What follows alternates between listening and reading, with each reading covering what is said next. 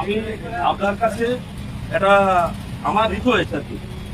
আমি একজন মুসলিম, রাষ্ট্রবাদী মুসলিম, আপনি একজন রাষ্ট্রবাদী মুসলিম, দেশপ্রেমী। আজকের আমার দেশের শান্তি বজায় রাখবার জন্য আজকের যখন ভারতবর্ষ স্বাধীন হয়েছিল 2045 সালে, 1945 সালে, 1945 সালে যখন স্বাধীন হয়েছিল, সেই সময় দেশকে টুকরো টুকরো করে নিয়ে চলে গিয়েছিল মোহাম্মদ আলী জিন্নাহ। পাকিস্তান এবং বাংলাদেশিরা ভাগ হয়ে গেছিল।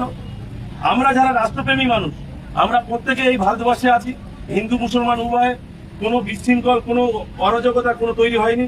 সেই জায়গা থেকে আগামী দিনেও শান্তির বার্তা, শান্তি বজায় রাখার জন্য হিন্দু মুসলমান রাষ্ট্রপ্রেমী মানুষগুলো সবাই আমরা একই হাত মিলিয়ে আগামী দিনে চলবো।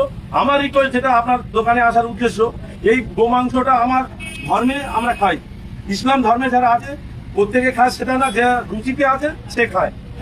আমি আপনার কাছে অনুরোধ করবো, যেহেতু রাস্তার পাশে আপনার দোকান, এখানে গাড়ি ঘোড়ায় গেলে এই ধুলো সমস্তটাই এই মাংসের মধ্যে প্রবেশ করছে, সেটা কেটে আপনার ক্রেতা আছে তাদের দিচ্ছেন, আপনার কাস্টমারদেরকে দিচ্ছেন, ওটা ইনফেকশন হয়ে যাবে। আর এটা অনেক হিন্দু ভাইরা সেটাও পছন্দ করে না।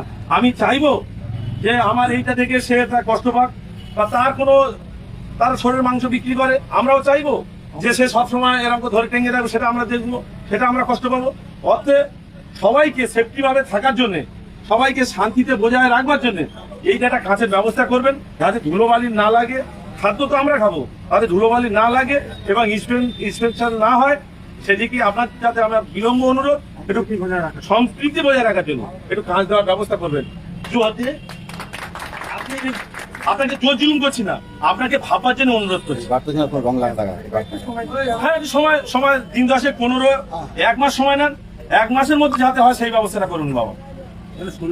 একটা পরিবেশ তৈরি করা, আমরা একই বৃন্দে দুটি কুসুম, হিন্দু মুসলমান, মুসলিম তার নয়নমণি, হিন্দু তার প্রাণ। আমরা অতীতে যেমন ছিলাম, বর্তমান তেমন ভাবে কাঁধে কাঁধ মিলে, হাতে হাত মিলে হিন্দু মুসলমান উভয় সম্প্রদায় থাকবে। আসছি বাবা।